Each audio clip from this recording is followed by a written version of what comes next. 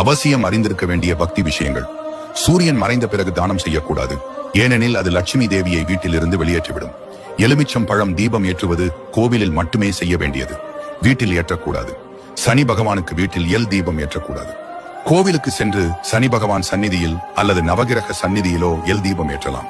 சனீஸ்வர பகவானின் படத்தை வீட்டில் வைத்து பூஜை செய்யக்கூடாது.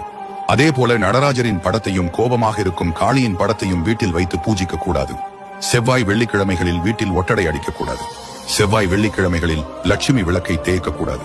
வீட்டு பூஜை அறையில் கற்பூர தீபம் ஏற்றி வழிபட்டதும் தானே குளிர்ந்து விடுவதுதான் நல்லது, நாம அதை அணைக்கக்கூடாது. வாராகி அம்மன் சிலையை வீட்டில் வைத்து வழிபடலாம். வாராகி அம்மன் நீங்க செய்யும் செயலுக்கு உறுதுணையாக இருப்பார். மருதாணி இலையை கொண்டு வீட்டில் சாம்பிராணி போடக்கூடாது. இரவில் தூக்கம் இல்லாமல் துன்பப்படுபவர்கள் தலையணைக்கு அடியில் கொஞ்சம் மருதாணி இலைகளை வைத்து உறங்கினால் நன்றாக உறக்கம் வரும். வெள்ளருக்கு பூவை மாலை கட்டி சதுர்த்தி தினத்தன்று விநாயகருக்கு அணிவிக்க வறுமை நீங்கி செல்வ வளம் பெருகும்.